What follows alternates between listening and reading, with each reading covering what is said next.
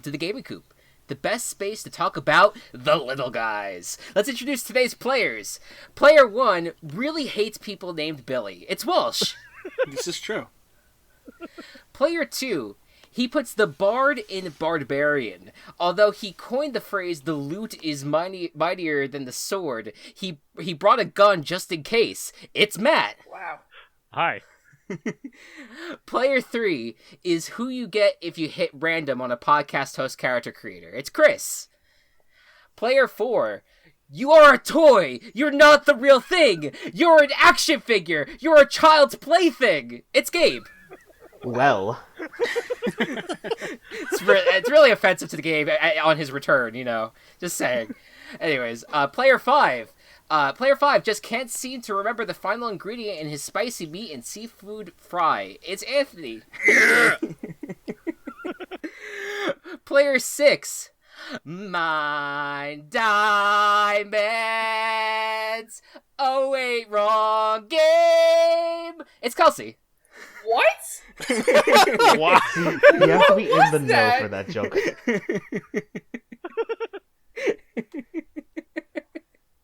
I'm flattered, I think? I don't know what's going on. See, now I have to explain the joke, which makes it even funnier. Okay. It's okay. It's okay. You don't have to. We can just let it... We can let it sit. Let it simmer. Okay. I think it's. I enjoyed doing it. And I know that the second quote was meant to just be said normally, but I wanted to go with it. Anyways, welcome everyone. Wow. This was... We'll cut off everything that just happened there. Welcome to the Gaming Coop. Today we are talking indie games, and it won't be the first time we do this type of episode, because I like talking about indie games, talking about up-and-coming developers, those who are just, you know, creating these magnificent works without getting paid by major corporations is awesome, and it's fun to talk about and give credit where credit is due. And so we have 6 games that we're going to be talking about today. And we're going to start out, once again, we're starting out with Mr. Walsh with Castle Crashers. Hit us with all that sweet, sweet sword fighting goodness. Hello, my name is Walsh, and I will be discussing Castle Crashers. As you can see from my 40-slide PowerPoint, we have a lot to discuss. Now, so this came out quite a while ago, and I was introduced to Castle Crashers when I went over a friend's house, and they just pulled up something for us to play, and it was this Newgrounds looking like animated beat-em-up that was just had a lot of character to it, whether it was in its character designs, in its enemies, in the way that the actual story goes and is designed, where you have to go from one place to another and continue on in your journey to just beat up these bad guys, and with gameplay to back it up that is just really fun and satisfying to play. It was incredible that I could do this while sitting next to a friend and playing with a friend. And I continued on with this game, and it was probably one of the only reasons I had 4 controllers for my Xbox 360. And the idea that it was a 4-player co-op game that we could all just play on the same screen. It was something that everybody could play, somebody unique, and everybody could just have their own fun with. And most recently, I got it again for the Switch. And I wanted to see, well, I've always played it with somebody else, and when I've played it by myself, I couldn't remember or recall if I beat it on my own, and I was able to do it, because from my memory, it's still the same difficulty, whether you play it by yourself or you play it up to 4 players. And it's hard, but it's rewarding in its own sense. But I think already being somebody who is already a big fan of a lot of cartoons and a lot of animation, and seeing something that looks almost like hand-drawn, not in like a Disney kind of way, in like a 2003 Flash kind of way that just keeps going and is just a lot of fun. I mean, other than that though, like it keeps offering more as I'm even still playing it, and even as I beat it. Like I think I hit like you level up as you go, and I leveled up to level 30, which is very high, and I was already getting like another combo because I got up to that level. It was just there's just a lot more to a very very fun game than I thought there was going to be. I was wondering if you guys have any experience or have heard of it before. So for me, I actually my first experience playing it was with you on the Switch about like a month or two ago. And I had a lot of fun. It's definitely not like a game I would pick up on my own. It's definitely a game that I would play with other people. And the experience I had with it was insane. We talked a lot about the potty humor that's in the game. There was a whole level dedicated to just, animals getting scared and shitting themselves, throughout one whole level. Like that, it was hilarious because like the ground was shaking and there was like a giant monster coming. But like it's a very creative game. Like each level seems very unique from the last. And I very much enjoy the character designs as well. I think that from the enemies to the protagonists, to the princesses that you're rescuing, like all of it, like is just very well made. And I'm definitely excited to pick it up again at some point. Yeah, that was one. Sorry, go ahead, Matt. Oh, I just want to say I have heard of it, have not played it myself, but the 2003 like Newgrounds is one of the best ways you can describe this style. Didn't you say it was made from people from Newgrounds, Walsh? Yeah. So this, or I'm not an expert on the team behind it. I know that the name of the company is the Behemoth. They've released other games like Alien Hominoid and Battle Block Theater, which I've played Battle Block Theater, and that was yeah, Battle Block Theater is great. Yeah, that was a lot of fun as well. And I can only assume so because I remember, at least when I was younger, going onto Newgrounds and just seeing Castle Crashers characters just like on the front page. And you could even see like the Newgrounds logo when you load up the game. You could tell that this is definitely where it came from, and somebody who is maybe more plugged into the Newgrounds scene, and maybe even a little older than I am, could tell you a lot more about that history. But I'm even just saying from somebody who is outside of that bubble, the game itself is just a lot of fun to play. I think Chris also brought up a point that I would definitely tell anybody before going into the game. There is quite a bit of crude humor, as 2003 Newgrounds would show you. A lot of it more so being like shit and farts. Not actually, no. I don't think there's a single fart joke, and I want somebody to prove me wrong and then tag me, and and maybe some gore. Take full video of the fart joke and at Walsh Animation on Twitter. Yes, please. Just spam at him with the fart videos, please. Yeah, and do that every day and make an account dedicated for it. And other than that, there's some gore, like animated gore, but you can even turn that off in the settings. Other than that, though, it's just a lot of fun to play, especially if you're playing with other people. Because at a point, because it's just animated and off the wall, it gets easily ridiculous at times, which is just a lot of fun to be doing with somebody else. Absolutely. And just before someone else steps in, I just want to clarify. So it says, actually, for the history of the Behemoth, the two of the people that were behind the Behemoth collaborated in creating the Flash game Alien Hominoid for Newgrounds. And that's how they started their business. So they did start from Newgrounds and then built their company from there. Cool. So I have a question. Yeah. The giant guy that you said something about everybody shitting themselves, and then there was like a giant animal. Yeah, so there's one gag in the game in which you are moving through the forest, and as you are moving through the forest, you will encounter an owl, and then all of a sudden you hear these like thunderous footsteps as if something is approaching and coming closer. That owl shits itself out of fear. You almost run into a giant bear, but then you hear those giant footsteps again, and the bear shits itself out of fear. There's a deer that like kind of shits itself in fear, and then at the end of that level you fight a monster, but that monster is not the actual thing that's been causing all of this terror. It is this giant, almost also forest-sized creature that you then have to run away from while riding deer, and it is its own mini game where you have to survive and dodge things. And there are 4 deer, of course, during this level for up to 4 players, and one of them is the deer that shit itself, and it is propelled by its own shit as it's running away. That's probably the worst that it gets. Yeah, in terms of wasn't the shit like propelling them too? Forward? Yeah, no, like, it was not running at all. It was propelled by its own shit.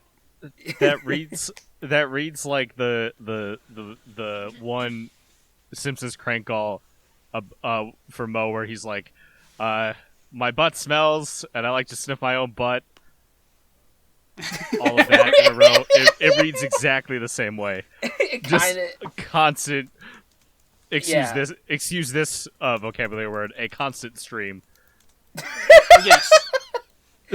At least in that one level. My question was, I was concerned if the supposedly like forest-sized giant creature also shit itself. I feel like that is just a massive shit to depict in a game, and so I was concerned. But I'm more concerned of the propelling, because forgive me, you said that the deer wasn't running at all, so like it's just completely standing still, but yet propelled by its own shit.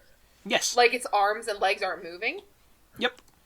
It's just a solid standing deer being propelled by shit. Yes, this is good audio. Okay. All right.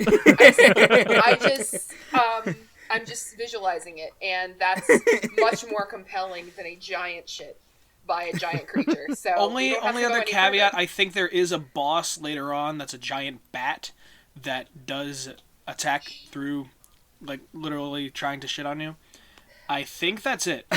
I feel bad because I feel like this whole conversation is now just yeeted itself into just talking about how much shit there is in the game versus the gameplay. No, I think it's compelling and interesting because it is though. There's not many games that'll like go there, and I feel like if you were going to be the game that goes there, then you lean really hard in, and it sounds like they did, and I appreciate that they did.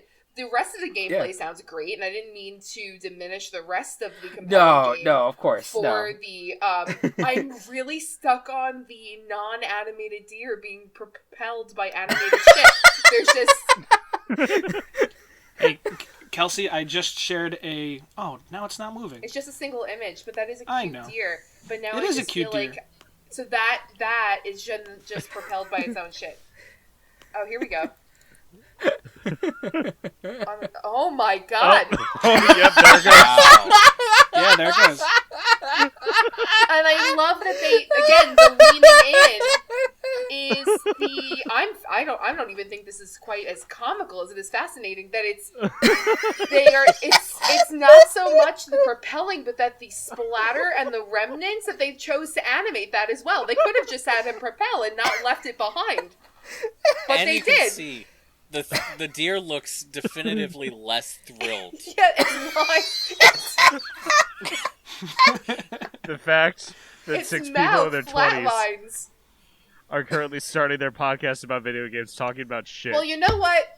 And this is what they wanted, I'm sure. Fantastic to me. This Castle Crashers, it should be Castle Crappers. This Castle Crashers did what it came to do while there's so many little images of this poor little thing shitting itself. I just to kind of, oh my god. Yes, I was hesitant to also share that. Yeah, so Anthony just shared during the actual level when the giant monster's chasing you. It literally is not running. But I'm now stuck on its flat little mouth. I feel bad for it. Like I feel like somebody needs to get it some Imodium or something. You need to stop that baby up, feed it some rice. Okay, Kelsey, you know when you bring your game up, I'm just gonna Trying talk to save about it. I'm just gonna talk about piss for like 20 minutes.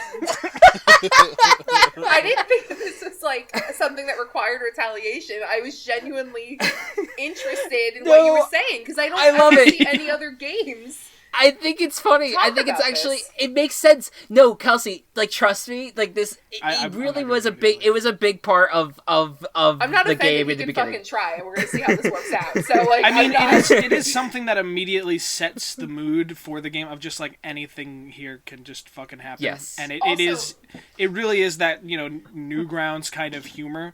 100%. We're looping into like our 11th month of a panoramic, so I don't really give a shit at this point about what we say. Of a panoramic? Yeah. Yes, a panoramic.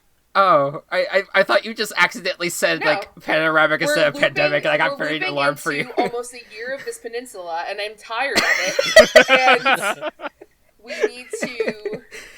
Have more of these games in our world, in our life. I'm really getting tired of this pandemonium. Yeah. So This just pumpernickel is bad for my mental health.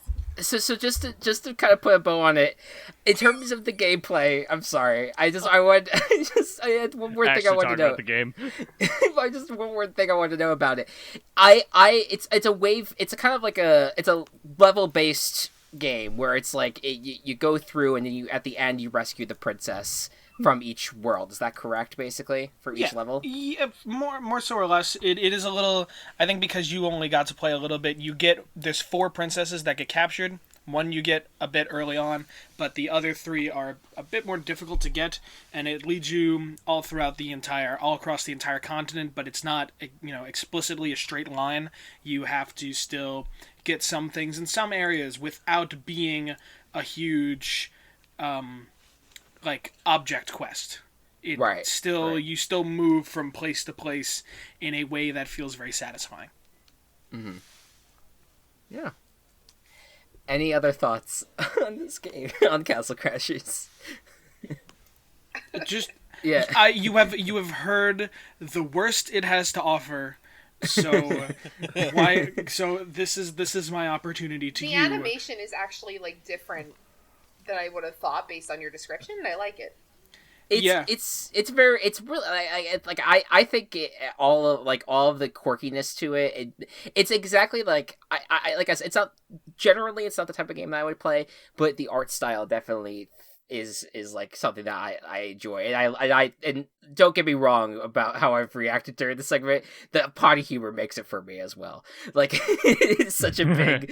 I love that they go the distance that they do with it, and it's just like, okay, these guys didn't take the game too seriously, and I appreciate that. Oh, I also wanted to say too, I think I don't know when you guys are planning to release this, so if at the very least it's just for you guys right now, but the game I think is 60% off right now until the 21st.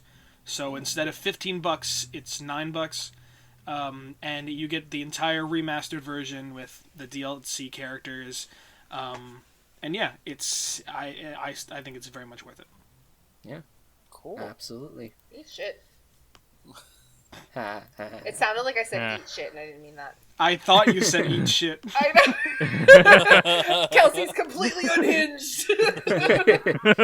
All right. Next up, we have to follow that one up. We have a very nice platformer that is basically I usually describe it as Super Mario 64 with a ton more character and better gameplay. Yes. So take it away, Matt. Yeah, so my game is A Hat in Time, made by Gears for Breakfast. They are I believe, Danish studio, who put together this this Kickstarter a while ago, because they wanted to make a spiritual successor to the 3D platformers of old, Mario 64, Banjo-Kazooie, Psychonauts, games like that. They wanted to emulate the spirit of in their game. And it was in development for a while, as most Kickstarter games are, but this goes in the successful Kickstarter project column.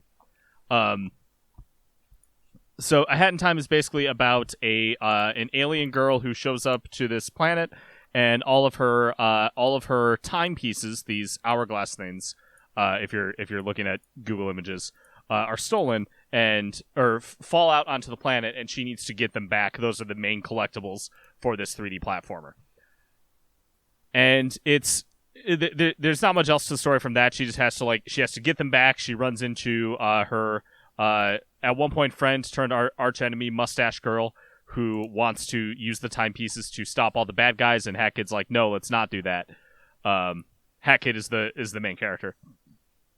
And they kind of like scuffle early on, but for the most part, it's about Hat Kid getting her timepieces back. When it comes to like 3D platforms in general, the most important thing is controls. And this is one of the most satisfying 3D platformers to control. Like, even on the level of, like, Odyssey or Mario Sunshine, you have this really just free sense of movement that you feel like you can kind of, like, do anything with. It's a simple just, like, jumping. There's jumping, and then there's diving. And the added dive, either in air or like on the ground, adds this whole new sense of movement that they really utilized super well. It's another interesting game in terms of the levels that it has, because all the levels have kind of like a different edge to them. There's Mafia Town, which is like the seaside thing where the level changes depending on what you select, kind of like Mario Sunshine, how all of those levels change depending on what you do. That's the first world. The second world is a movie studio where you help two different movie directors, one being this yellow owl thing, one being a moon penguin, basically like this disco incarnate as a penguin. And you help them make movies. They're competing against each other, and you get to decide who wins the award in the end based on what you do in the levels. It's really cool. There's a level called the Subcon Forest, which is this really like spooky forest type thing, and your main way of getting through tasks here is there's this ghosty guy who captures you and basically makes you sign contracts to do certain things, and you basically get to decide what order you want to do these specific tasks in as you go throughout the game. And it's kind of like a just do these in whatever order you want, but before the boss battle at the end. And then the last level in the main game before the final boss area is called Alpine Skyline, where it's this, I think like basically like think like the Alps, like Switzerland type deal, aesthetic with a bunch of like goat people, and this level is more set out to where you kind of have free roam, and there are different sections that you can go out of, kind of more similar to Mario 64. And it's just the fact that all those worlds are unique in terms of how you progress through them and how you get the timepieces, the big collectible for this 3D platformer, I think is really unique, and kind of like a love letter to a bunch of different styles of 3D platformers. I think I know Chris and Gabe both have some experience with it. Do either of you want to talk about it at all? I would say that it's one of the only 3D platformers I'm actually good at. And that's a very low bar to set, because I'm bad at 3D platformers. I think what happened when I first started playing it was that I was coming off of Psychonauts, and I was in like the mood to try other like as many 3D platformers now, because I fell in love. I think that Psychonauts kind of felt like had me fall back in love with the genre, and I hope we talk about that game at some point. But I had in time, I went in knowing that Matt recommended it to me a lot, and I was just like, okay, I'll give this a shot, and I fell in love with the game right away, because it's just so charming in the way that it is presented. It's very it's very wholesome. The whole experience is an extremely like wholesome just very funny, very adorable, very like, but also like a very fun game. Every single challenge that's kind of presented to you throughout all the worlds, there's something interesting about it, and I love the mechanic where you change the different hats and have the different abilities. Yeah, I didn't even talk about that. Yeah, no, that's a bit like that's what reminded me so much of Psychonauts. Yeah. Is like where Psychonauts has like you have the specific like mind powers that you could choose between. This one is different hats, and that kind of changes how you play, like or how you approach a certain challenge, and like to me that was interesting. There's also the what are they called? It's the one. It's like the one that like they're kind of like the time capsules type things where you go around and collect photos. Yeah, time rifts. So there's some extra challenges, which I think makes a great 3D platformer. It's not only just having the level, but having some extra challenges in it. Mm-hmm. So the time rifts are just like you get a little photo of where it is in the level, and you got to go find it in the level, and then you get to do either a Mario Sunshine Secret World type level, where it's just a bunch of platforms and you go through it like that, or you get to go through like kind of like how the main characters of this world got to this world and why they are currently the way they are by collecting photos going throughout. And I've never collected all those photos because they're really fucking hard to find. Yeah, no, it's definitely one of the harder challenges in the game. So thankfully you don't need that for 100%. It's just the timepieces that count for a percentage. Yeah. But it is a very rewarding experience. But I'll talk about the DLC last. But any other thoughts on the main game? Well, I just wanted to say it's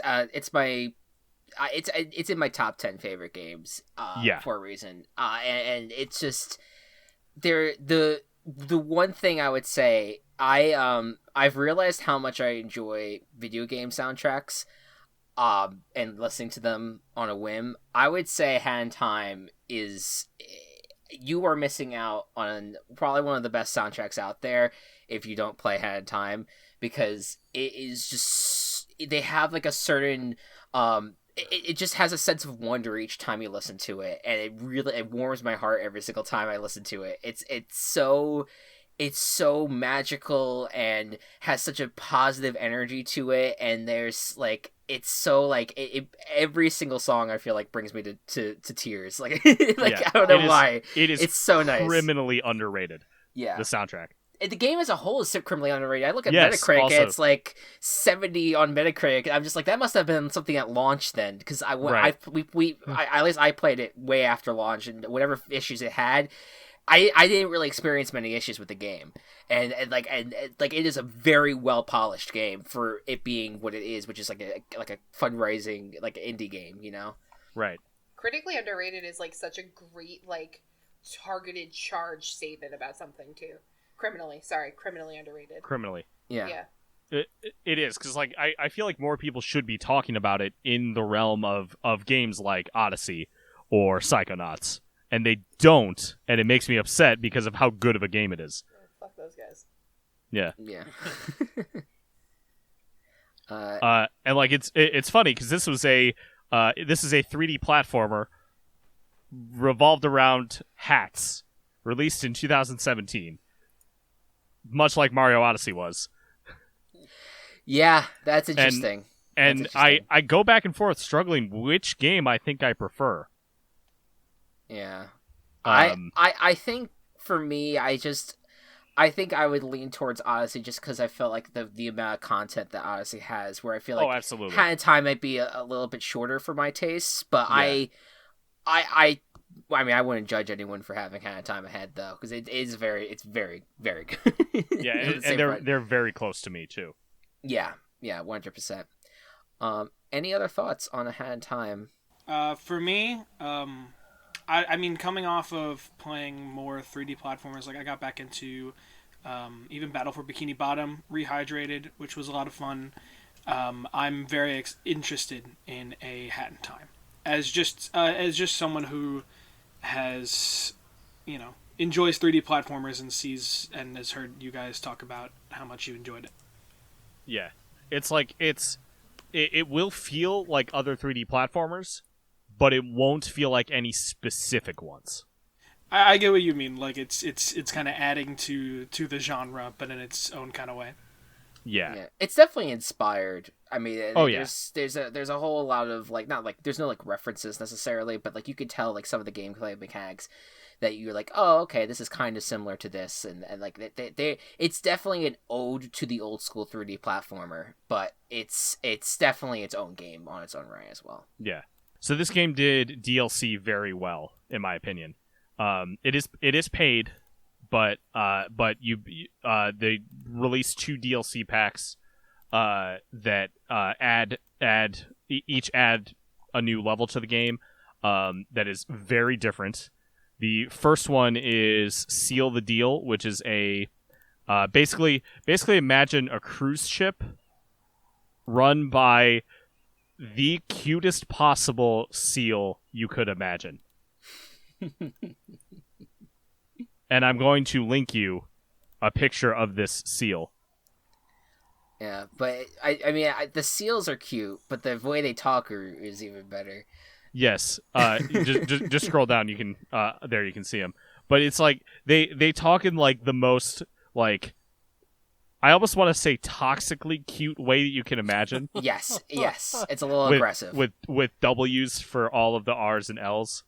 Mm-hmm. Like, welcome to our cruise ship, type of deal. Like really heavy-handed. Much better sounding than what I just did. But God, I thought you were for a second Matt. It's okay. For a second, I got seals and walruses confused for a second, and there's the captain who is a walrus. Yes, and who just has like the one tusk, 2 cigars, like dead stare, and I'm like, I mean, I guess he's kind of cute.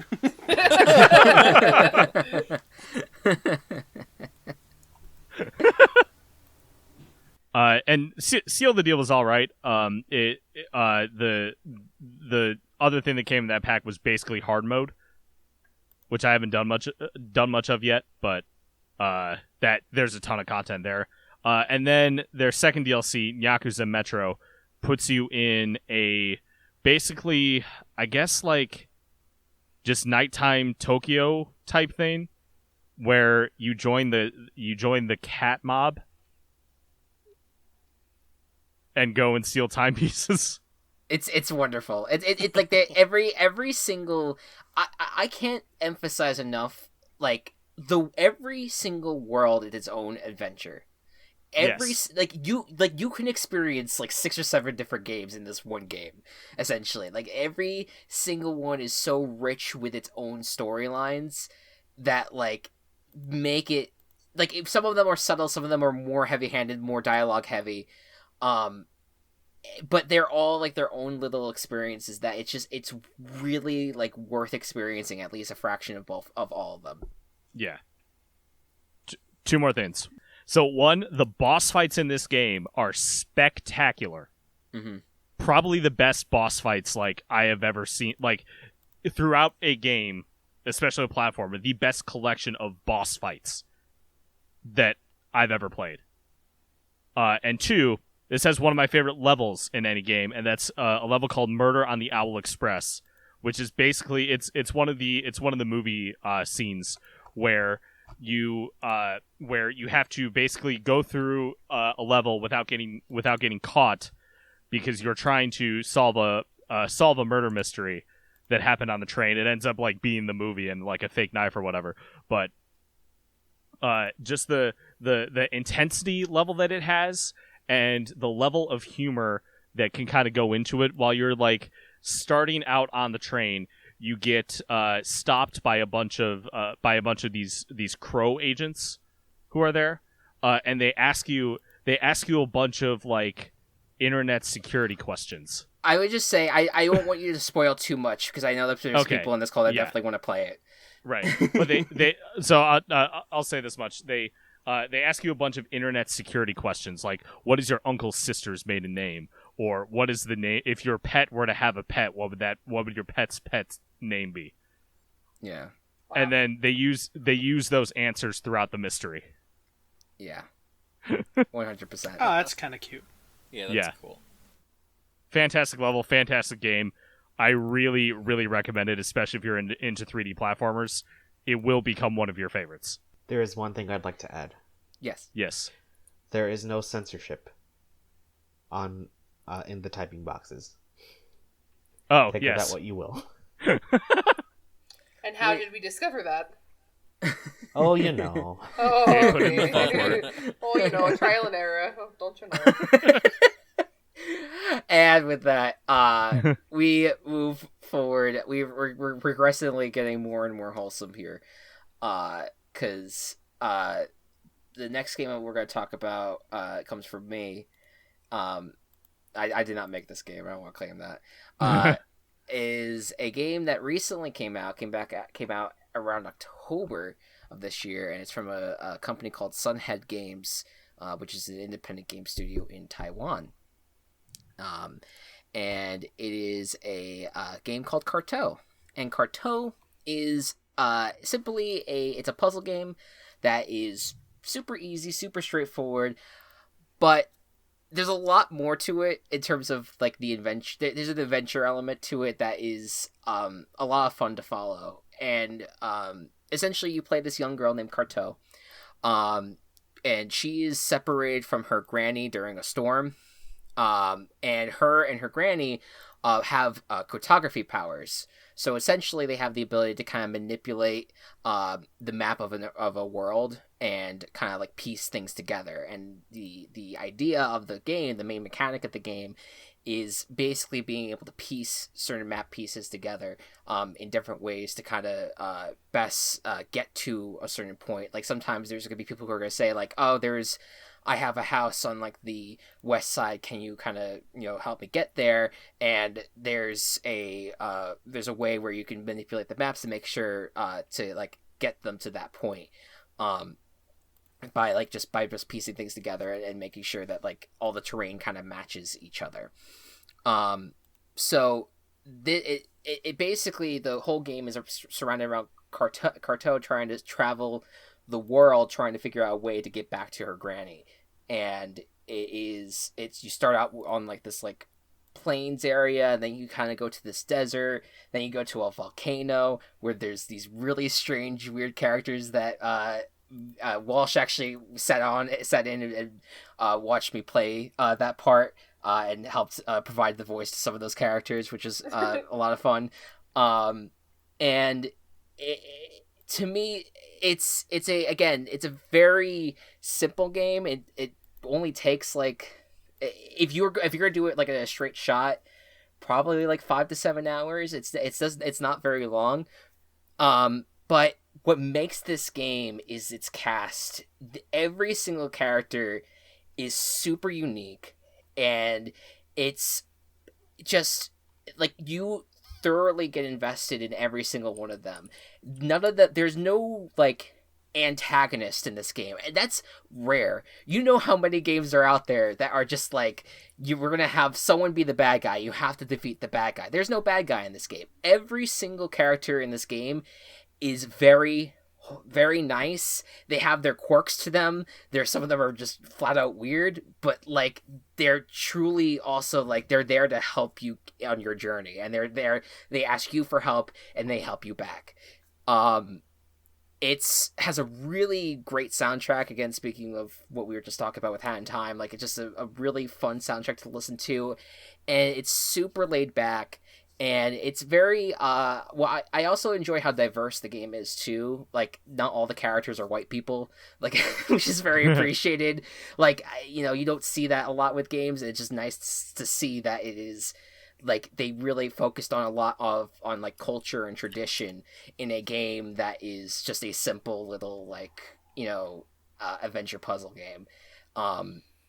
And I think I really don't really have a lot of criticisms of the game. I think that I could see where people get like maybe a little bit annoyed with the puzzles, like it being maybe a little bit repetitive, but I think the story itself is worth it, and it's just a fun little adventure to go on.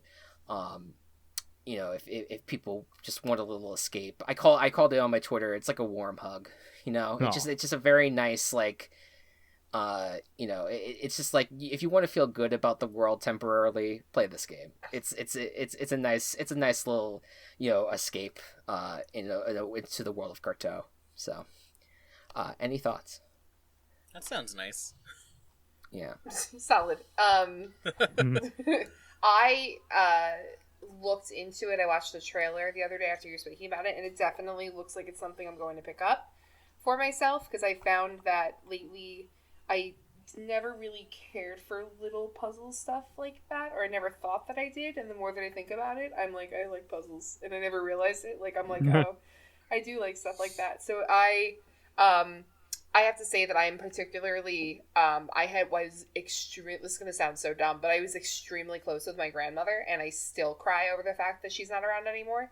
So the minute that I realized that the narrative was about, like, a girl and her grandmother and working her back to her grandmother, I was like, Yeah. Oh my God. So, it looks super cute, but it also looks like it's going to absolutely fucking kill me. You're gonna appreciate the fact that I cried multiple times during the game, so you're good. It is really nice, and like you along the way, like you get messages from your granny, and like you also like you have these people that you meet along the way that are on the journey kind of with you as well, like that you see multiple times, even if you're in a different place, like.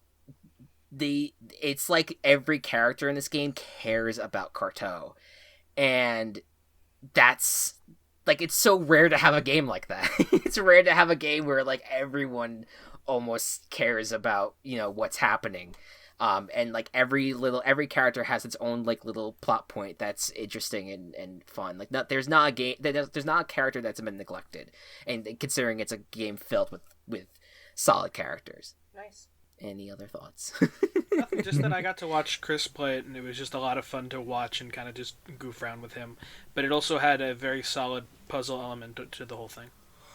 Yeah. What was your thoughts of the volcano people?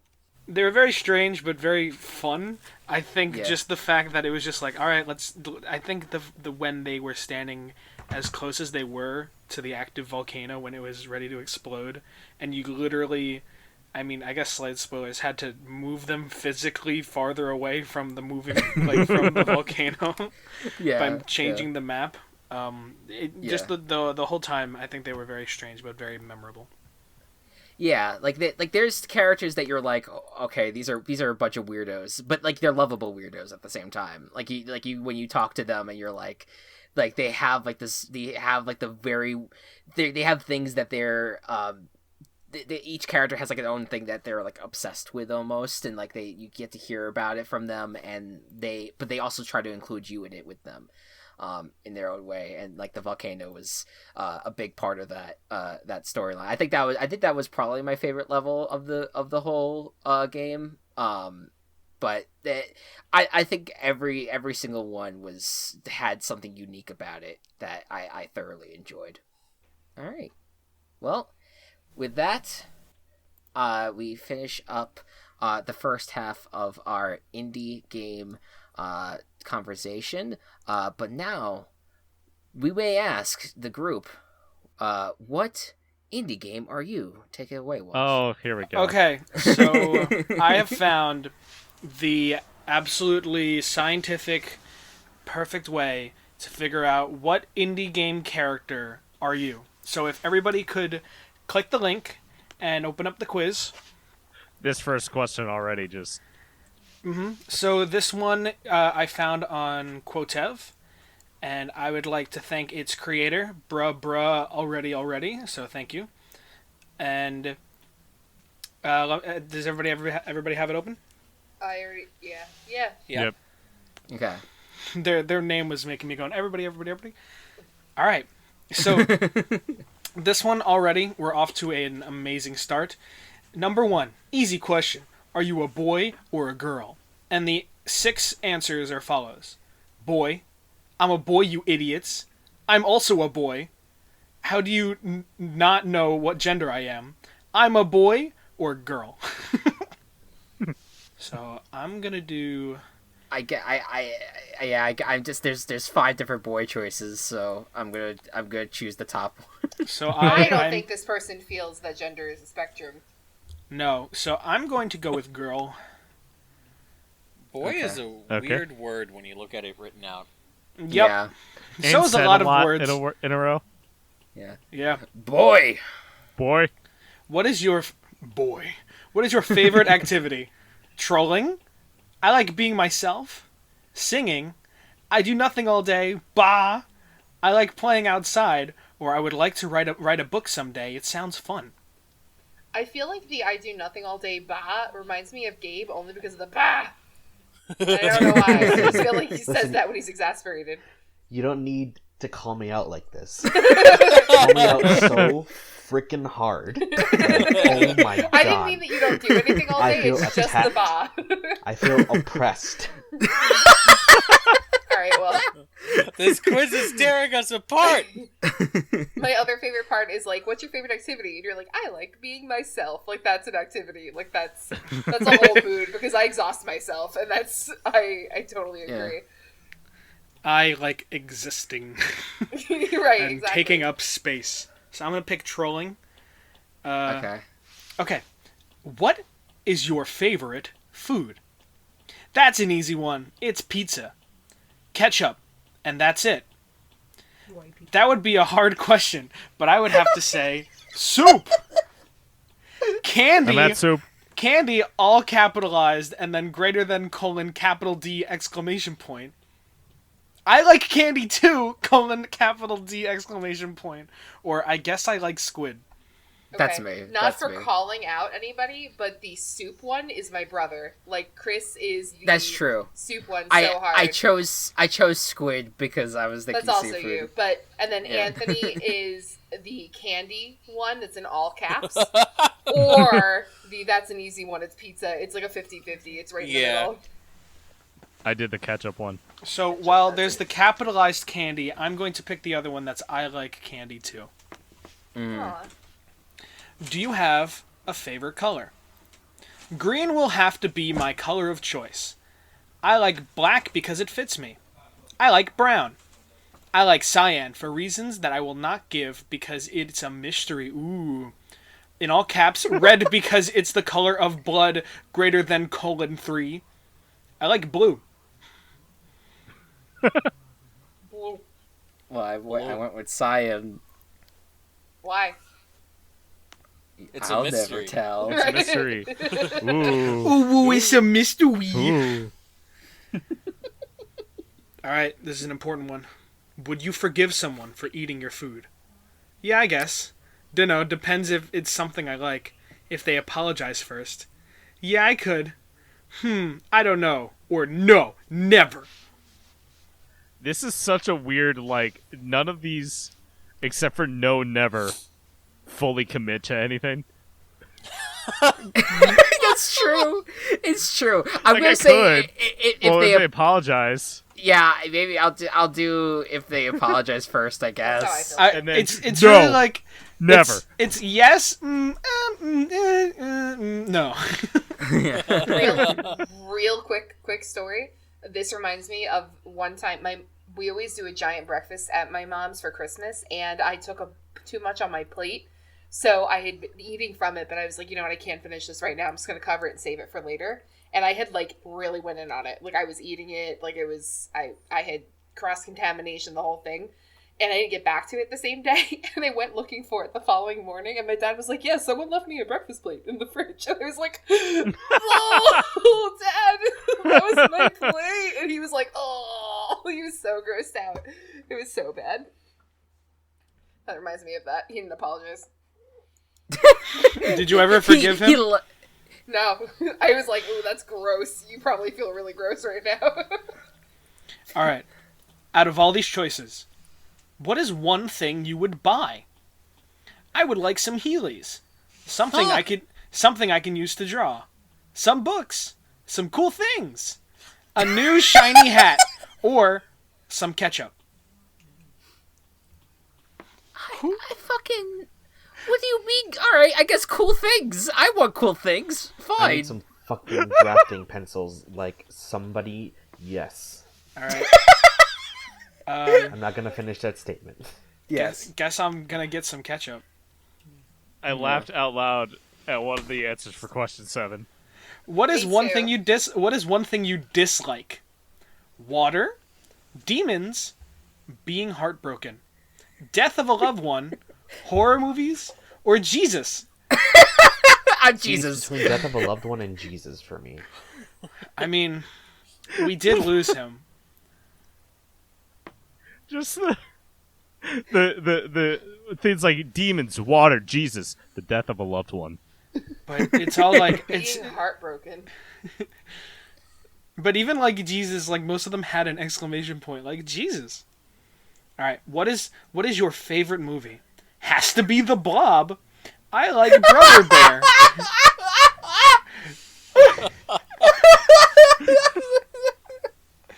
Coco, Kick-Ass, Bambi, or The Iron Giant?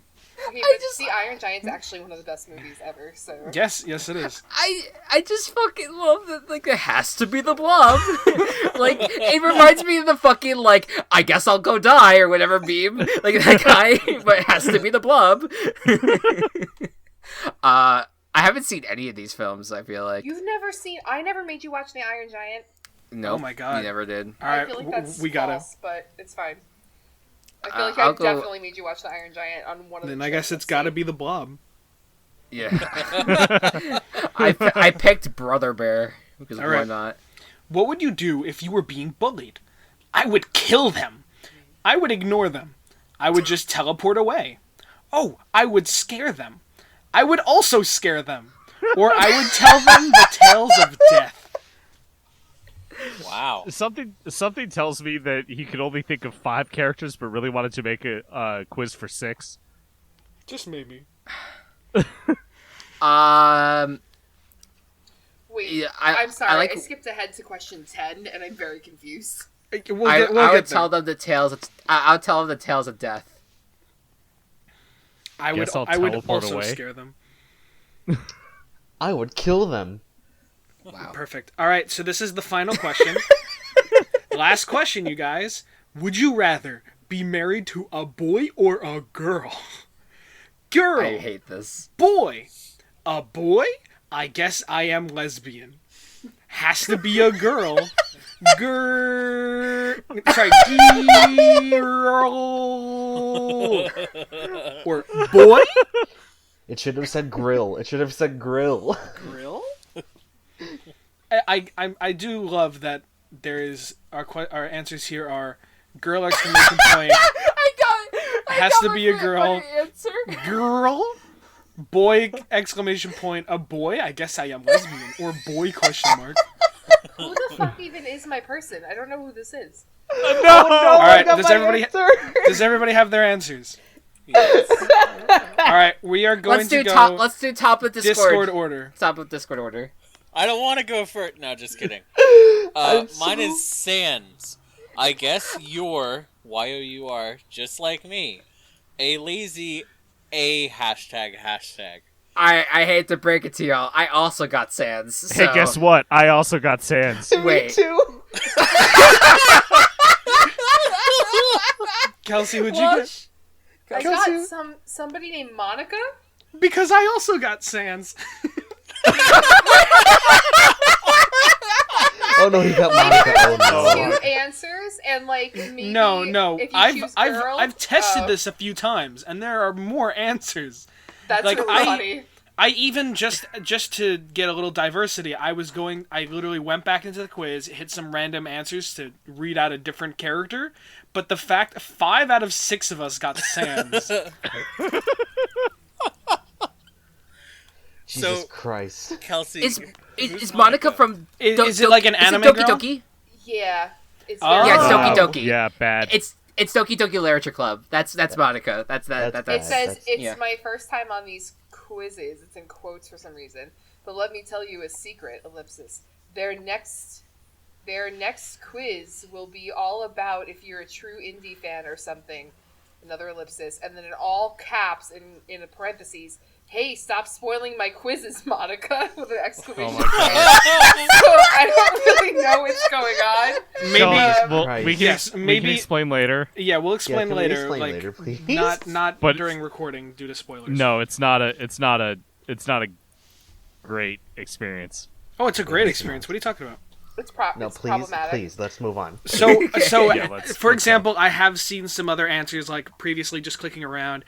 I've gotten Freddy, I've gotten Mugman, I've gotten, like I just clicked around and I got Bendy, which with the description, "Oh, you got me. I guess you really are a bad boy, aren't you?" All right, so the tags spoil all of the things that are in here. Yeah, it's great. Wait, So what? there's the Bendy, Cuphead, Undertale, FNAF, and Doki Doki. Why didn't I get FNAF? Because we're all Sans, apparently. I also Apparently- have FNAF. mine say Monica, Mugman, Bendy, Freddy, Sans, and Cuphead. Is that what you said? Oh yeah, those are all the Who's possible Mugman? answers you could have gotten. Oh. He's He's from another Cuphead. character from Cuphead. Oh, okay, sorry. So it's double Cuphead, Undertale. Okay, yeah, wow. Well, that was an experience. So I'm glad that Kelsey, aren't you glad that you're just surrounded by 5 Sans? That Oh my was god, pretty that good. was so good! Oh my god, now I am. That was great. Who did that? Was that Go Cups? Yeah, was that's me. good code. Oh, He that has, was he has the voice. He has the voice for it. Yeah, He that has- was great. Alright, you can stop. Okay. No, it's obnoxious. I love you. It's not that you're obnoxious, it's just that the sound was coming through really weird on my headphones, and I'm like, stop. Congratulations, guys! Now you know what indie game character you are. I feel violated, especially because Matt and Gabe were like, don't talk about it! I'm like, oh, why? What's wrong? We move on. We fine. will address. We will trek We'll on. address things later. Yeah. All right. Next up, we got a little bit of a rogue-like block here. All right. We got 2 roguelikes in a row here, and I'm excited to go deep into these. First up, Dead Cells, presented to us by Mr. Gabe. How you doing, Gabe? Hello, yes. This is a doozy of a game, let me tell you. Okay. Yeah. All right. Just load it on us. Alright, so Dead Cells was an indie game, indie roguelike action platformer game made by Motion Twin, released in August 28th, 2019, originally for mobile, and then Android was on 2020. Fuck, no, I got my information wrong. August 7th, 2018. 2018, on Xbox, yep. Nintendo Switch, PlayStation 4, Windows, and Mac. Yep. And everything else. Yeah. Alright, so I don't really know much about the premise because I haven't even scratched the surface of what the game is about. All I do know is that you play as a recently deceased man turned alchemic abomination that takes over dead corpses, and you become their brain basically, and you can move them around and all that kind of stuff. And the way you start is that you start off in your execution chamber, and you just kind of move forward from there. You only have 2 slots for items which you can hold on to. It can either be 2 melee items, 2 range items, 1 melee item, 1 range item, vice versa, or a defensive item with any of those combinations. But you only get 2 slots, so you have to pick and choose which you want to hold. And then the game from that is a procedurally generated platformer that is permadeath. Every time you die, you start all the way at the beginning, no matter how much progress you've made. Wow. And it's hard. It's fucking difficult as hell.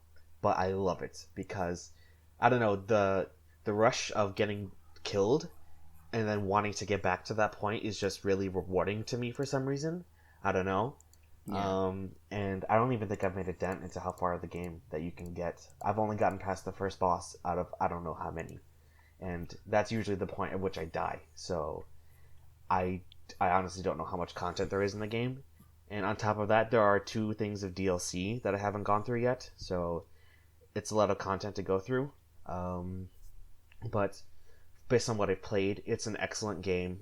It's definitely for roguelike fans, and it's not for people who like to lose their progress, because you can die on a moment's notice. It is extremely difficult to keep your composure when you're surrounded by enemies or something.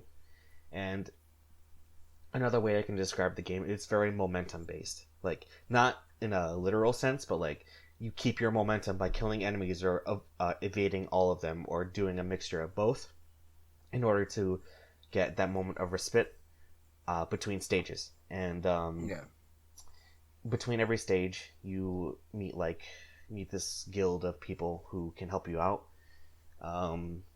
The first person you meet, you get to exchange this currency called cells that you get from killing enemies to get better items or different costumes, or more defensive items, or even more mutation. That's it. Yeah. And those are just things that can help you out on your adventure. The items are kind of self-explanatory. Mutations give you an edge, whether it be for your benefit or for your detriment. And you can get all sorts of mutations. The ones I use are definitely very cost heavy, because one of the mutations does give you an extra life, but you start at less than 25 HP from the point you died. So you either have to get the hell out of there, or you die immediately after. And the thing is, once you use that, you cannot take that off your mutation list. So it's stuck on there, and you only get a maximum of 3. So you can only get 2 more after that, instead of having a third one. Mm-hmm. I just to cut in here, I just because I was looking at the description too. They're saying the game's combat is compared to the Souls series, so it's like almost like a 2D Souls game then. Oh yes, thank you for bringing that up. I've never played a Souls game, but based on what I've seen, it definitely is like that.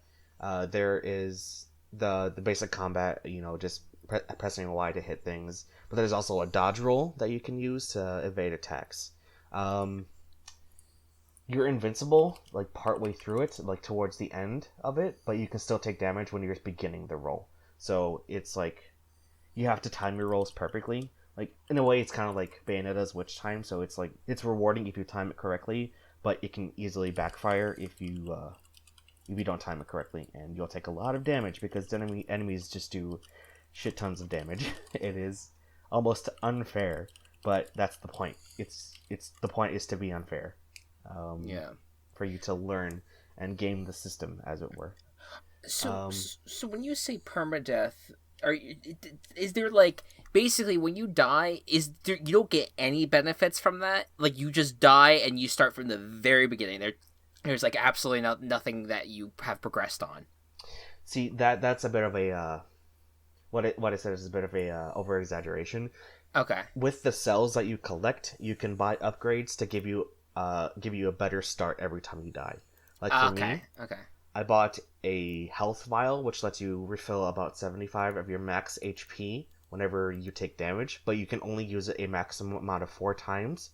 But I've only gotten it to 3 times. I've only got the upgrade to 3. Another upgrade that I've gotten is the treasure upgrade, where you can save a maximum amount of up to 2,000 treasure or gold every time you die. So you can have a bit of a buffer when it comes to shops that you go to along the way, or even just going in between stages, and you can buy stuff there. One more thing.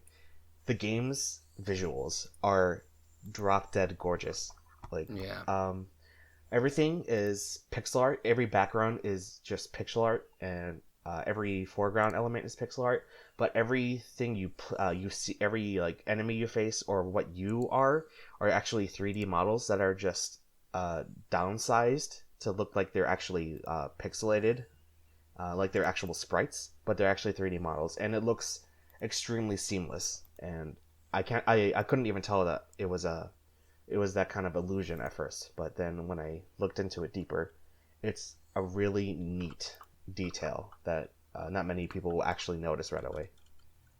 It reminds me, I'm right now playing another indie game that I might end up talking about eventually, Going Under. which is like a dungeon crawler. It kind of reminds me of like a dungeon crawler type game where like you have to start from the beginning, or I don't know. I don't know if all dungeon crawlers are like this, but for going under, you have to start in the beginning of the dungeon each time. Like, and you only have one life going in, but you can enter the dungeon over and over again to kind of get like with like a specific perk attached to it in order for you to have a better advantage to go deeper into the dungeon and be able to complete it. But this one sounds like it's a little bit more like you are you have this entire game that you have to accomplish, not necessarily just one element of it, which is fine. I think it's a very interesting concept. It definitely is. I'm definitely interested in at least watching someone play it. I'd love to stream it sometime because it is an extremely difficult game that's actually really fun to watch because if you watch someone that's really good at it, I'm not saying that I am, but anyone else who happens to be good at it, it's extremely like heart pumping. It's just the flow of the gameplay that you can reach is really satisfying to watch, and especially with between stages, there are achievements that you can do, like if you reach the end of the stage under a certain threshold of time, or if you killed how many enemies without taking damage, that sort of stuff. So it's rewarding to see perfect gameplay too. Yeah, and it looks like they said that their inspiration to making the game was Binding of Isaac. Yes, I was going to make mention of that, but yes. Yeah. Any other thoughts on Dead Cells? Yeah, this game is super smooth. I don't play it because it intimidates me. I've played it a little bit, and what I do like is that when you die and you bring those cells back that Gabe was talking about, you can do incremental upgrades. A lot of other roguelikes are like, use it or lose it. Like, if you don't have a whole number available for an upgrade, too bad. And you end up wasting a lot of your time, frustratingly. But this game is like, you know what? If you only got 37 out of the 45 that you need for the upgrade, just put it in the pot. And finish it next time you come around. And that's really cool. And I've been following it. It's been getting updated like all the time. Like, I always see activity from the developers, which is really nice when it comes to these kind of indie games. Was this kickstarted? I am not sure. Yeah, I'm really not sure. I think it was, but I can check just to make sure. It was actually Steam Early Access. Ah, okay. Okay. There you go. Well, yeah, I mean, it's really amazing, and the game looks great. It has a very distinct visual style, which is increasingly difficult for games these days, for whatever reason. Not to shortchange it, I think that it's very difficult to pull that off right. But yeah, and the sheer amount of like weaponry and powers and throwable things that you have, it kind of like lets every playthrough be different, which is really like the backbone of the genre. Like, you can have a roguelike that's fun to pick up and play, but if it's all kind of samey, it's not a game that you're going to want to play long term. So I think this is definitely one of the better roguelikes out there, for sure. I remember back in 2018, I saw an animated trailer for this, and it's kind of surprising because I was like, yeah, I don't know what Dead Cells is. I'll hear about it on the Gaming Coop. And I'm like, wait a minute, I heard about this. And I only heard about it because just how the trailer was very stylized and just the animation was really fun to follow. And I think just now me coming full circle on it, I'm like, I'm really glad people are enjoying it. And that you guys are at least opened my interest to it. One more thing. Yeah, sure. Go ahead. My favorite weapon in the game is a frying pan. That's one of the things that they show off in the animated trailer. It's it's great. It's honestly one of the best weapons in the game because if an enemy is facing towards you, it gets critical hits every single time.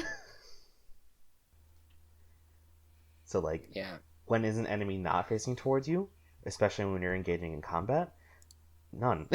No, just never. And see, the only problem is it does pitiful damage if they're facing away, but it's just that little novelty. 100%. Yeah, no, I think this was the first time I really like learned about this game, but I've heard about it for a while, and so I'm glad that you we're able to kind of talk about it. It's really, really cool concept. Yeah, thank you so much for sharing. Next up, like we said, back-to-back roguelikes. We go from 2D to 3D. Mr. Anthony, take on Risk of Rain 2. Yes, so as many of my Gaming Coop discussions start, I'm going to start with a story, not a personal one, but the original Risk of Rain was a 2D pixel art platformer roguelike.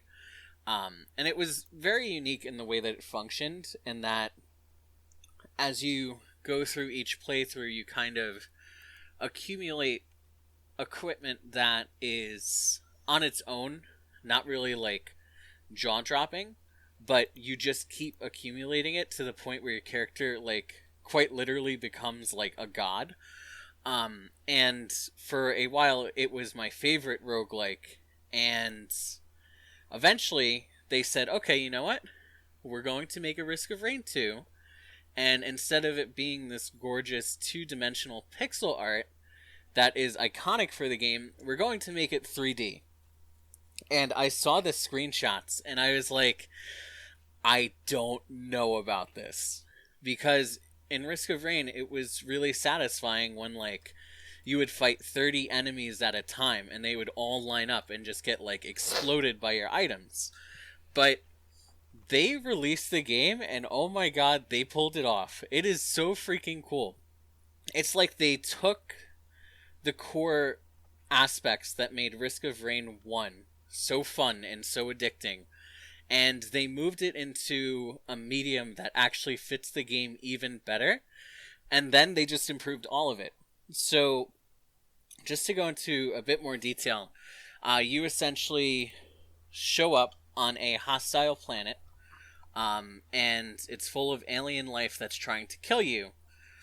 And as you explore, and as you kill this alien life, you start gaining currency that you use to open containers and get random items.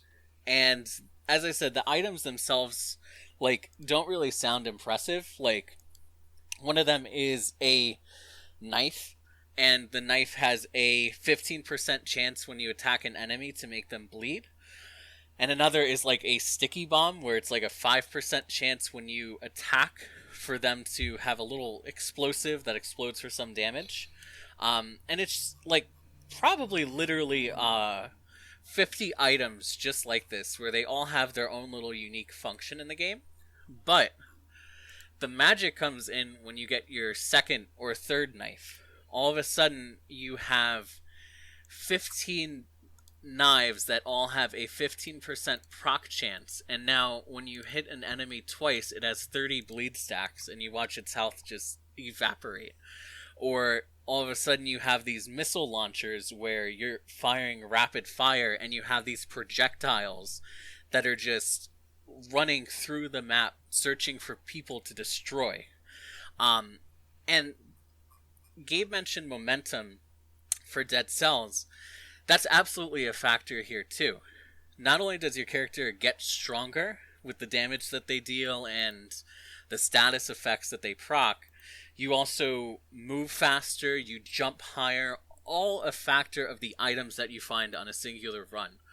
And at the end of a 40 or 50 minute run, it doesn't even look like you're playing the same character, because you are just like an ascended being. You are just flying through the map, destroying anything the second that you see it. But still, you run into enemies and bosses that can sometimes end that run anyway. But what brings you back to it is all these unlockables and these new characters that you can find. They have little secrets for how you unlock new types of items that you can run into in your runs, and new characters that you can play. Like, you start off with, like, an astronaut who just has these dual pistols, right? But you can unlock a doggy that has this, like, acid-spewing power where he can infect enemies, and then those enemies infect other enemies. And you also have somebody who's in, like, an exosuit, like that end scene in Alien where she's in that power loader suit and she like punches the alien with it. That's exactly what you have. You have a character that like charges up this massive punch and just flies through the map, and anything that's in their way just dies. And it has all these different ways to make dynamic, interesting builds. And I think the most important thing is that the game has continued to be updated on a daily basis. Not only did they put out all these goals and roadmaps for themselves as they launched their early access, but they met them. And just a few months ago, they hit version 1.0. And they said, you know what? Now that we've given you guys everything that we promised and then some, we can start talking about how else we're going to grow the game in ways that you guys haven't even seen. So not only have I really enjoyed my time in the game, but I feel like even if I take a break for a few months, there's always new stuff that I can come back to and enjoy. Yeah, I mean, the game, well, based on how you described it, seems very intense. It is very, very intense, yeah. At times, I don't know why, it kind of, a part of me feels like some of the aesthetic kind of, I don't know why Borderlands comes to mind when I'm looking at some of this. It's like cell shading. That's what you're thinking of, I think. Maybe, yeah. It definitely has like, I could definitely see where it's really intense. I actually, for some reason, when I was looking at this earlier and deciding on like how we were going to order the podcast today, I had I thought I saw that the game came out in 2018 for some reason. Looks like, at least according to the Wikipedia, that it came out this year or this past year. So I apologize about that. I would have had you a little bit higher on the order. But it's cool though that they're keeping, like, they didn't just release it and leave it dead. Like they're actively kind of continuing to add to it, continue to grow it. Because like any game that can be actively in development and continue to be cared for is like it's important, I think, nowadays to have something like that, especially with a game this big. But yeah, no, I think it's really cool. I think the art style is really neat. It is probably not at all something I would play personally, but I can appreciate it for what it is. Yeah, I mean, like, I think it's actually a good introductory roguelike, because they really let you become laughably overpowered. Like, you can build your character in a way where the run is going to end when the game crashes because you just created like 50,000 missiles and the game cannot compute what you're trying to do. So right. It's a good introductory roguelike, but it's also one that has a depth for people who really like the genre to enjoy it. 100%. Any thoughts on Risk of Rain 2? I have a question. Why are we so scared of the rain, huh? So, I'm not sure if there's like an in-universe explanation for it, but the game's difficulty is represented in like drizzle, forget what the medium difficulty is, and then monsoon. So I think it's like a metaphor for what you're going to face. Okay. Like when it rains, it pours type thing. Yep. And it's gonna rain. Okay. I also just want to add like a little bit of flavor that the game has. All the items that you find, they have their stories behind them. At least most of them at this point. But as much as you'd think that you should be afraid of all the aliens, it also talks about the aliens being afraid of you. Because there's one item that references a godlike creature with 12 glowing red eyes that descended and killed everything in front of it. What they're talking about is when your character has 10 red glasses items, since they all give plus 10% critical hit chance, the tactic is to get 10 of them so that every attack crits, but the monsters think that you have 12 eyes, when in reality you just have 10 pairs of glasses on your face. So they work in little bits of humor that, like, you can kind of be like, oh my god, that was my character that I played. I am that person. So it digs a little bit deeper beyond like the usual beyond the usual just you kill a bunch of enemies with the goal of just doing so, and instead it adds like some other games have done nowadays, where you're adding the extra feelings to each of these monsters, which I appreciate that. Yeah, you're like, am I the bad guy? And it's like, yeah, you kind 100%. of are.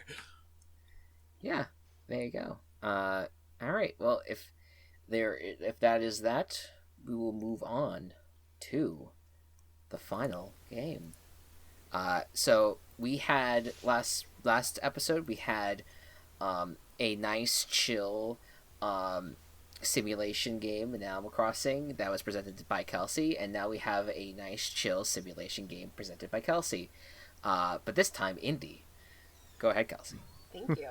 I am discussing Stardew Valley, which actually, funnily, I first played Stardew Valley years ago. I don't know if it was when it was near the initial release in 2016 or sometime after that, but I originally, I think, downloaded it on my phone, and it was fun, but it wasn't, I felt like it was very cumbersome for mobile play. I just couldn't really get the hang of it and put it down, didn't really think about it.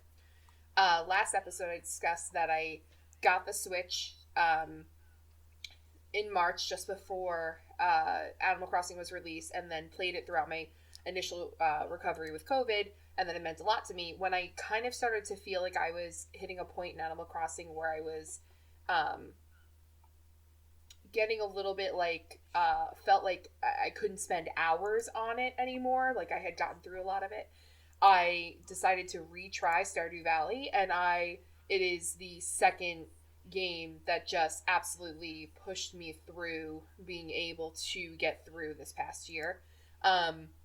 It is immersive, completely open-ended, complicated yet so simple, beautifully done, scenery-wise, and I normally don't like things that are like pixelated, like the pixel style of games. I don't typically like that. I like things that are ultra-realistic looking, that look like they were made and polished by these, big companies that have the resources and the manpower and the technology to give us like super realistic looking stuff.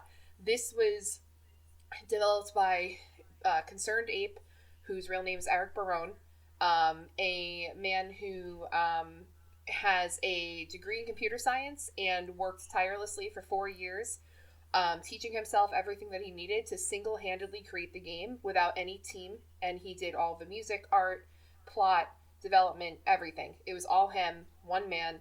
And I just think that that's an incredible feat for a game that is so unending and has so many layers and so many pieces to it, and that you can really customize your gameplay to do whatever you want, whatever you decide is what you want to be invested in the game. And is still developing and releasing updates to the game. The most recent one just dropped for PC, and we're waiting for it on consoles. I play on the Switch predominantly. And it's just one of those, it initially reminded me, it to me is like a Kairosoft game, but on like steroids, kind of. And like just that kind of where it feels like you're playing something that's like very, like the formula of it isn't complicated. So when I say complicated, I don't mean to make it sound like you are, like that it's a difficult game to play necessarily.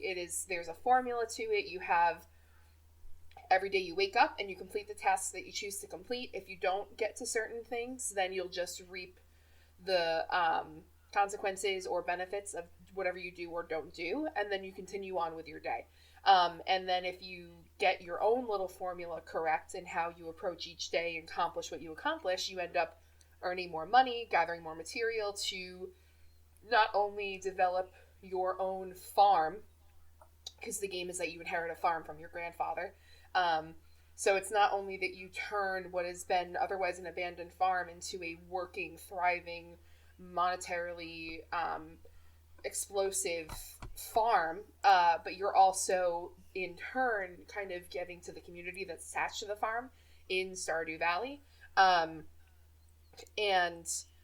in Pelican Town. And so it's just a very fulfilling, steady game in that. And I just think that it's the biggest thing from it, I think, is how incredible it is that a single person dedicated so much time and attention and care for a game that just, to me, is so well done. And I just feel like I can't think right now if there are any holes or any criticisms I have with the game at all, other than maybe if you're really in the thick of developing your game, it might, your farm, it might feel a little bit repetitive, but that is like quite truly the nature of farming is that you're waking up and every day you're tending to your crops or tending to your animals, and then, you know, you're waking up with the sun, and then you're back in the house at night and you sleep to do it all over again. So it's not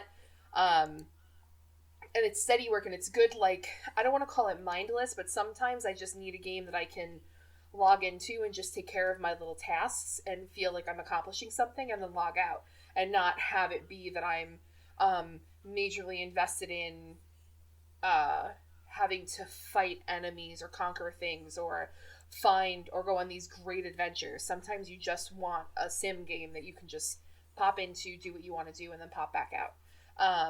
And some of my favorite parts of the game is just how absolutely whimsical it is, and that there are so many, there's mystery, there's magic, but it's just like accepted by everything. Like, nobody really questions anything, if that makes sense. Like, you're not looking to uncover great mysteries by any means. Whether or not you want to pursue finding out more about something, you can. There's some mysteries, there's some things that you go into the game and you are trying to figure out, like, why is there this weird sludge oozing from the sewer, and okay, I have to complete X, Y, and Z in order to get into the sewer to find out.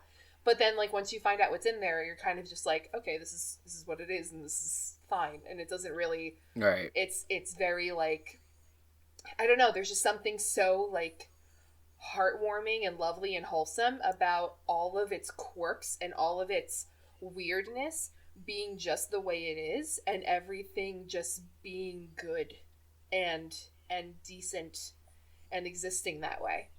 And there are definitely, like I said, conflicts and there are resolutions, and the gameplay isn't, I feel like I'm making it sound boring, and it's not. There's like 100 levels of mining that you need to get through, and you can die, and it's there. I was completely panicked with some of the things that I needed to fight in the mines, and my husband would take over temporarily until I understood what was going on, and then I'd take back over and complete it and go through it. But even then, he helped go through most of the dungeon work for me, because I enjoy the dungeons as much. But if you do, the mines. But if you do the mines, you get more out of the game. Like, you get, like, financially, it helps you progress better. But I didn't really like that gameplay, so I had him do it for me, and then I focused more on the animals. Are my favorite part, is raising the animals and getting the products from the animals.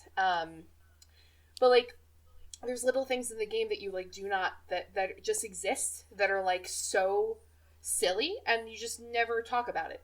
Like, there's a mouse that sells hats out of a shack in one area of the town. It's just a thing that is. You just stumble upon it one day. There's no further explanation. You can either buy a hat or you can keep moving.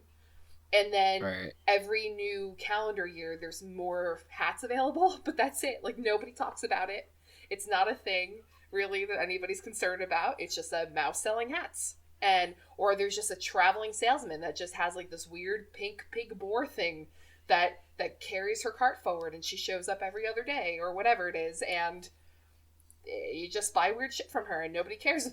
Nobody questions it. It just is. You're right. So, like, that kind of stuff, that weird crap, I love. And it's just, like, random and silly, and just a very wholesome experience that I just feel like I will literally be able to play forever. I feel like I will never get so sick of it or feel so bored that I can't go, like, a couple of weeks and not want to pick it back up and check in on things. I just welcomed my second child, so that was nice. That was wholesome. What's not wholesome is that I abruptly divorced my first wife and then wiped her memory because I didn't want her to hate me. So there's weird things like that in the game too. That's just like all of a sudden you just like realize that you have the capability to do that.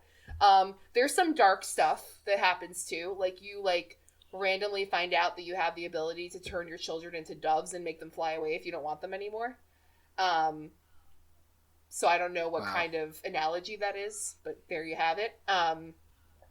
If you love your kids, set them free. Yeah, I guess so. So like there's, but again, it's like not really. It's just like you can do this if you want, and like nobody thinks twice of it, and like doesn't really explain it much beyond that. It's just this weird mechanic that this guy wrote into the game as a way for you to reset your children if you decide that you're tired of the ones that you have. To be fair, they don't really progress past being a toddler running around your house, and you can't do anything but interact with them once a day. Right. And nothing comes of it. There's no dialogue. So they're not really a full-bodied character, and I guess if you off your wife like I did and then decide to marry somebody else and want to have new kids, you can. But like, yeah, I kept my first child and then had a second one with my husband, so... You know, it's a fully customizable game. Yeah, so I would love to give the floor to people who have played the game more intensely than I have first. I've played the game a little bit. I've started it a few times. I never really got farther than a few months in. I don't think it was the kind of game for me, but I really loved the just overall atmosphere. I loved the town. I loved how like each character had their own thing going on. And you just basically, and you said this a lot, but you get to choose what you want to put time into. And that's really important for games like this.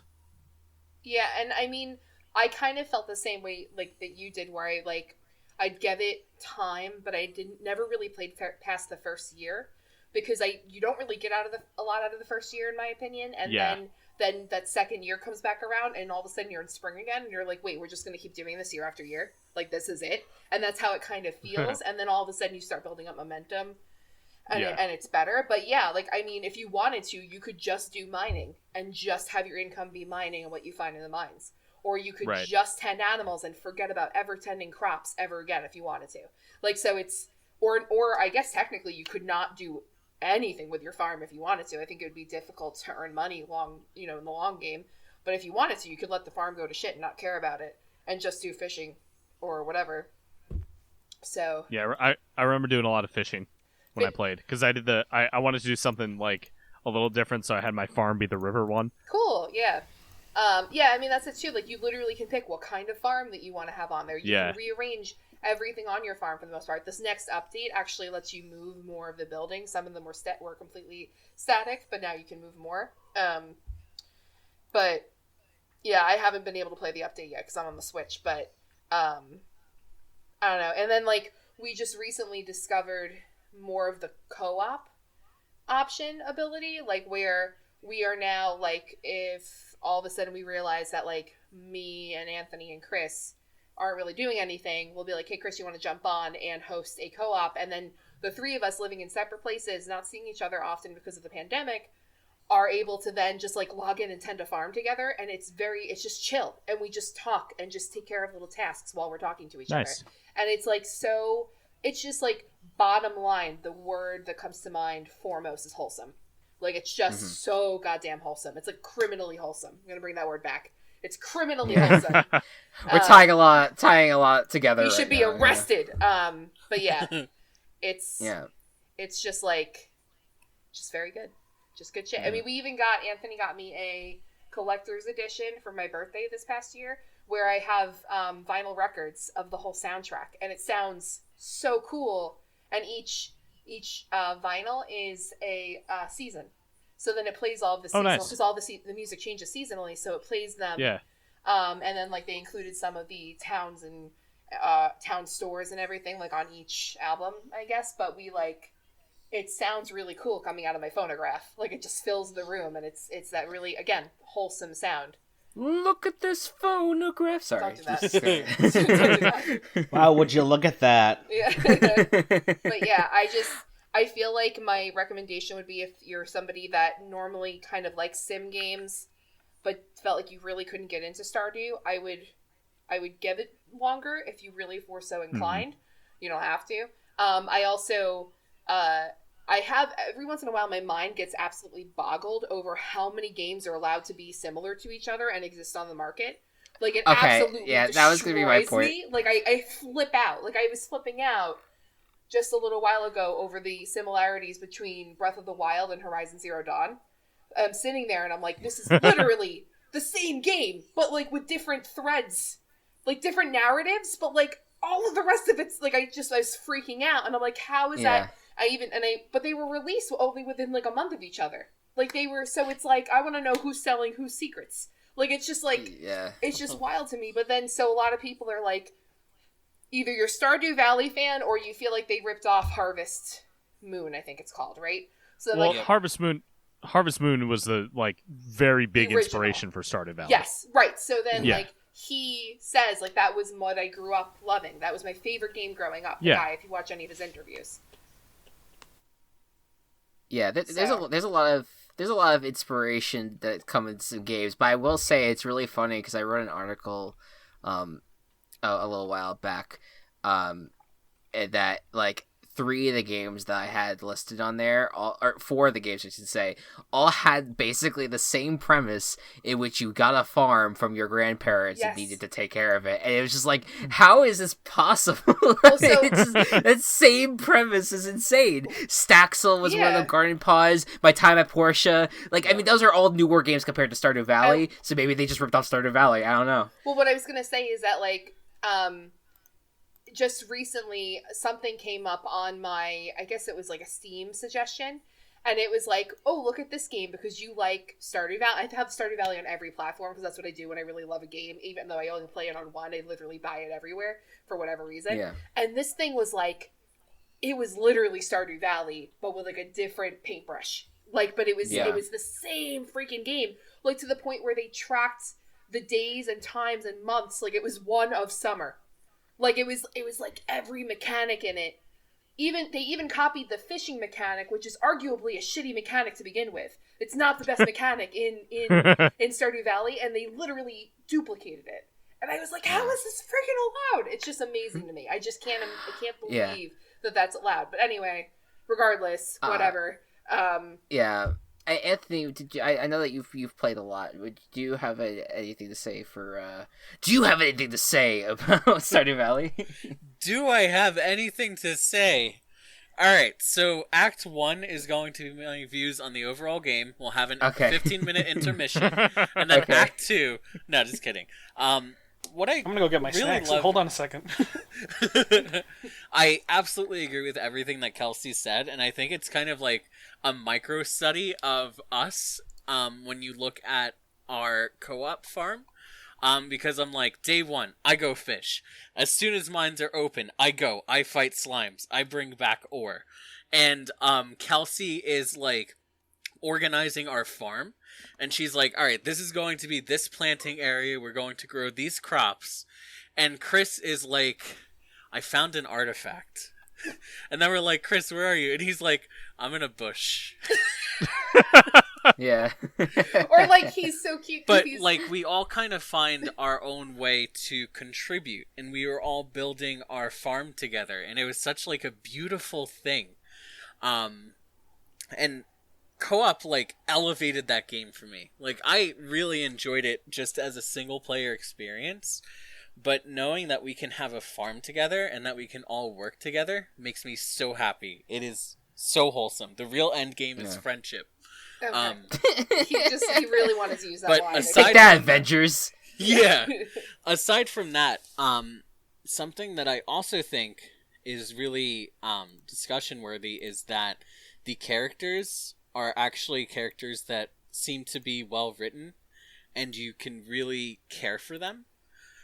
There's this one character where, like, I watched his entire character arc, where, like, he's really unfriendly towards you in the beginning, and you find out that that's kind of like a defense mechanism, and if you stick with it, and if you're his friend, you get to see him do, like, this redemption arc. And it's really, really cool. And I was like, oh my god, I'm getting emotional right now. This little farming game is making me cry. Yeah. It's a very wholesome game. And for me, as someone who's I mean, Animal Crossing is my favorite game series of all time. It seems like it would be right up my alley, and I think I very much thoroughly enjoy playing it with you guys. I think that's my preferred method of playing it, because I feel like and this is just me, like, this is totally, like, I enjoy, one of the reasons why I enjoy Animal Crossing is that it doesn't feel like, I enjoy that it has just, like, an in-game clock that kind of runs in real time, that, you know, like, you're just doing things during that hour, and, like, it's chill, and, like, you just, you know, I feel like I have to rush to get things done sometimes with Stardew Valley, because, like, you have to get it done and then you go to bed. Yeah, you're forced to go to bed every single night at, like, by like 2 a.m. Like, you have to be in bed, and it's not the end of the world. It's not the it's not like the worst mechanic at all. Like, I think, like, it's not like that when you wake up the next day, like, you're forced to do something else. Like, you could just start right back into what you were doing, but it does to me, like, it breaks the rhythm of the game, and I just enjoy just a stream of consciousness, like, just dead air type game. Yeah, well, I guess with Animal Crossing, there are certain consequences to not doing certain things. Like, if you do have active crops, if you do not water those crops, they will not grow. So, like, if you run out of time for the day because you were off doing something else and then can't water your crops in time, then that is going to be a problem for you. So it does restrict you more than other, like, in real time Sims or whatever it is that you want to say. Like, but just to go off to Anthony's point where he was talking about the person who was really unfriendly, I didn't realize I was muted and I was talking about it also. But Anthony, you're talking about Shane's character? Yes. So, like, Shane's character is also depicted, and I think this is just interesting because I think that it brings in some socio-political dynamics that are just kind of, like, fed into the game on a very, like, low-key level, but really ring out and make the game so compelling and emotional. Shane's also, like, depicted sort of as, like, an alcoholic and having some really is depressed, had some trauma in his life, and the power of friendship and being able to rely on somebody and break out of his shell a little bit is what makes him into a likable and lovable character eventually, when he's otherwise extremely gruff, like Anthony said. Or, like, there's a storyline where there's somebody in the town who lives in a tent, and he comes across as houseless, and you know, people look at him as kind of like a vagrant, and, like, he's dirty and he's not really well liked, and he kind of knows just to keep to himself. But if you follow his story arc, you get to the point where it's like the game underscores, like, he's living this way by choice. And that is his choice. And if he is happy and able to take care of himself, then it is nobody else's business what he decides to do. And they make that very clear. And it's a huge point in the story when you're working with that character. And to me, that is, like, an incredible sociopolitical statement to make in a game where everybody's always, like, trying to, like, looks at people who are houseless or not living a traditional lifestyle as othered and lesser than. And there's a lot of, like, problematic saviorism that goes into how we as a society treat people like that. And I think that it's just, like, there are these little things in the game that, sorry, Anthony's talking about Shane reminded me of this other character, that it's incredibly, like, poignant to have fit these little points in. And I just think that that's incredibly thoughtful for somebody who is otherwise building literally every other part of the game to fit that in for that character. Right, so, right, 100%. I just think it has everything. I don't think that there's, other than the fishing mechanic, there's, like, no criticisms. Like, it's just great. Right. Well, that was, again, I think that, like, indie, I love the indie talk because, like I was talking about earlier, like, I think it's so important to have, like, to give spotlights to indie developers generally. I mean, I know that we talked about some of the more popular ones and some that are not as well known, but it's just, it feels good to see these young, like these not as popular developers making, like, these absolutely fantastic, like, super amazing games, and to give them the credit where credit is due. So just to put a little bow on it, sorts. More like Stardew Valley. Wow. Pulling it back to the start. I've gotten Thanks, Walsh. I've gotten my revenge, and now I'm free.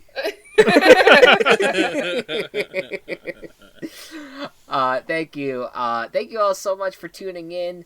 We have some new things potentially coming to the Gaming Coop in a little bit, so stay tuned for that. But other than that, thanks again, and game on.